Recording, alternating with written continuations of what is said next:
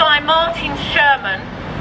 Let me begin by commending you once again for your moral courage in holding this event, for standing up against all the odds, even when the battle seems lost, for sticking to your principles and adhering to your convictions when surrender, despair and resignation would be much easier and more popular.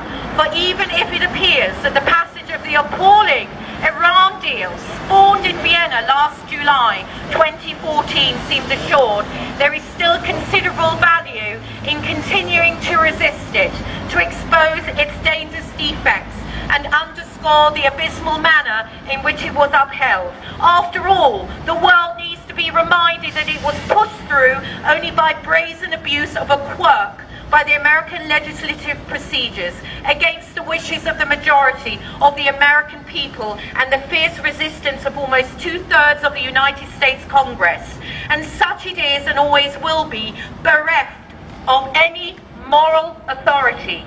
And those who support the deal and those who refrain from preventing its passage will have their names etched in infamy in days to come. Of that there can be little doubt. It is an indefensible deal, devoid of redeeming features. This is true whether the Iranians honour it or whether they do not, which is more than likely, since its verification measures are so cumbersome, they may as well be designed to conceal Iranian violations.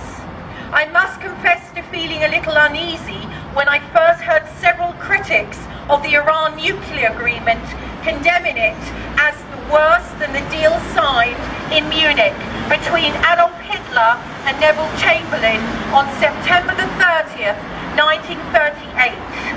As the infamous Munich Pact is widely recognized as a policy of appeasement, of tyranny that precipitated the most horrendous carnage humanity had ever experienced.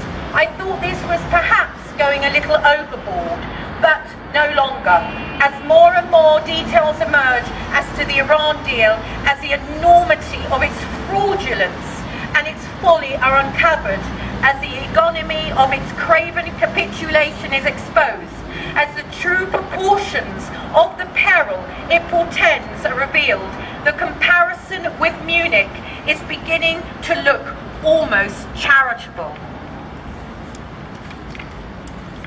Indeed, as one unsavoury layer after the other is peeled away, the proponents of the deal have been forced to shift their ground in its defence. They began by insisting that it was a good deal, but were soon forced to abandon that defence under the withering spectacles of the administration, officials being skewered in media interviews and embarrassing congressional hearings.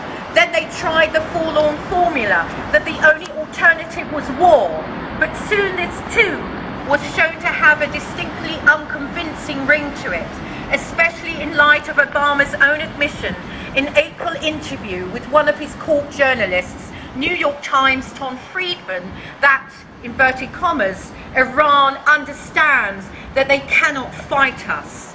And it is simply not the case that Tehran is not undeterrable. Now the deal's advocates are conceding that it is in fact flawed, but failure to pass it will undermine the United States' credibility. But in fact nothing could undermine the US credibility more than the shoddiness of the deal itself.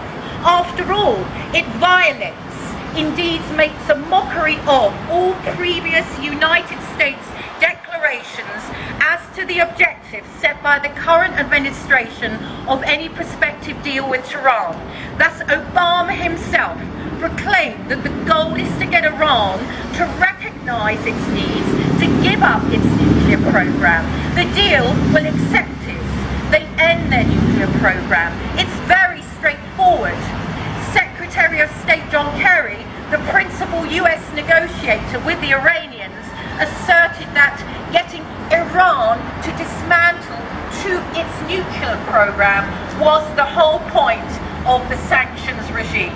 So clearly, the current deal forsakes any US effort to compel Iran to give up or to dismantle its nuclear program, but allows it, by Obama's own admission, to achieve zero breakout time to reach the bomb, even if it abides by the deal.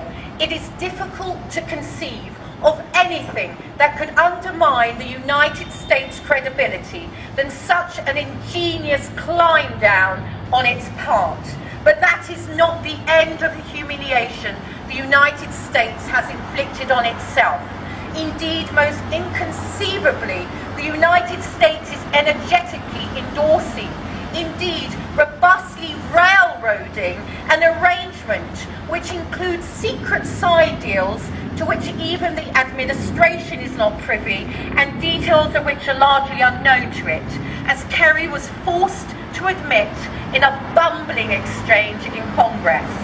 Adding insult to injury, the United States has agreed that American personnel will be excluded from the inspection teams monitoring Iranian compliance with the deal. Moreover, the deal frees up astronomical sums of cash for the discretionary use of the most notorious, nefarious state sponsor of terror, which Obama's National Security Advisor, Susan Rice, confirmed, would almost certainly be used for the kinds of bad behaviour that we have seen in the region up until now. There can thus be little doubt that the noxious brew concocted in Vienna is a surefire recipe for gory disaster. But perhaps the saddest aspect of the whole sorry deal is that by enhancing the current tyranny politically, by enriching its economy and empowering its military, the Iran deal virtually snuffs out any hope of a more moderate and democratic regime in the country. And accordingly, its passage would not only be a betrayal of US allies and the Iranian people, but of the American ethos itself, of at least of what it once was.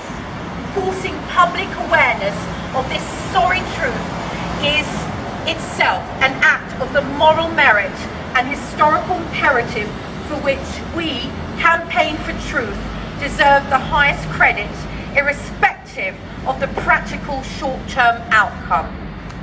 And that is Martin Sherman.